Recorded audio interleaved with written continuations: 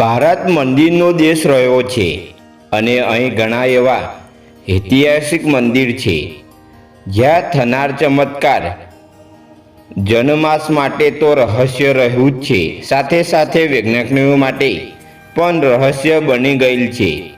તો ચાલો આજે તમને એક એવા મંદિર વિશે જણાવી દઈએ જે રહસ્યમય હોવા સાથે સાથે વૈજ્ઞાનિક માટે પણ રહસ્ય બન્યું છે।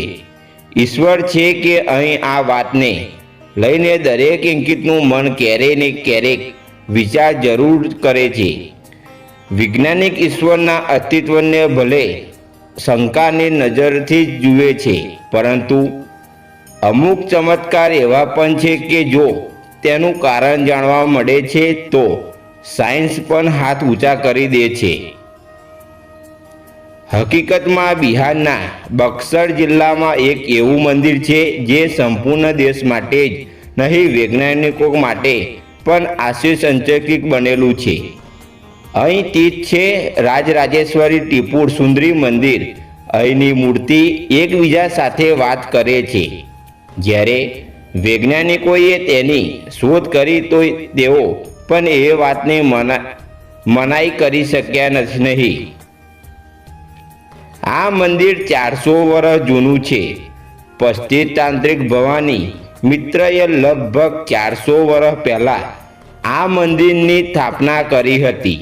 ત્યારથી જ લઈને આજ સુધી આ મંદિરમાં તેમના જ પરિવારના સદસ્યો પૂજારી બની રહ્યા છે।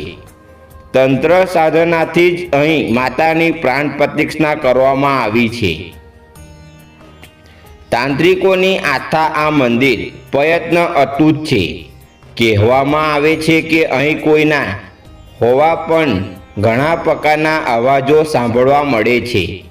રાજરાજેશ્વરી ત્રિપુર સુંદરી મંદિરની સૌથી અનોખી માન્યતા એ છે કે નિતંબન નિશામાં અહીં સ્થાપિત મૂર્તિઓમાંથી બોલાવાનો અવાજ સાંભળવા મળે છે। મધ્યરાત્રિમાં જ્યારે લોકો અહીંથી પસાર થાય છે તો તેમના અવાજ સાંભળવામાં મળે છે। આ મંદિરમાં 10 મહિના વિદ્યાર્થીઓ કાલી, ત્રિપુર ભેળદેવી, ધૂમાવતી તારા, સિદ્ધ મસ્તા છોડીશ, માતગડી, કમલા ઉગ તારા, ભુવનેશ્વરીની મૂર્તિ સ્થાપિત છે। આ સિવાય અહીં બંગલામુખી માતા, દાતાત્રેય ભૈરવ, બટુક ભૈરવ, અન્નપૂર્ણ ભૈરવ, કાલ ભૈરવ તથા માદગી ભૈરવની પ્રતિમા સ્થાપિત કરવામાં આવી છે। અહીં અજીબ પ્રકારનો અવાજ આવે છે જે કોઈ મનુષ્યના અવાજ જેવો હોય છે। માનવામાં આવે છે કે સંપૂર્ણ અખંડ ભારતમાં જ્યારે પણ માતા સર્કિટપીઠ છે તે બધા જ જાગૃત અને સિદ્ધિ સર્કિટપીઠ છે। વૈજ્ઞાનિકોનું માનીએ તો આ કોઈ વહેમ નથી। આ મંદિરના પરિસરમાં અમુક શબ્દો ગૂંજતા રહે છે।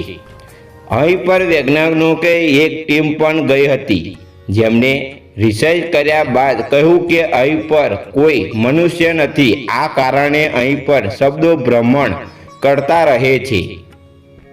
વૈજ્ઞાનિકોએ તે પણ માની લીધું કે અહીં પર કંઈક ને કંઈક અજીબ ઘટિત થાય છે જેના લીધે અહીં પર અવાજ આવે છે।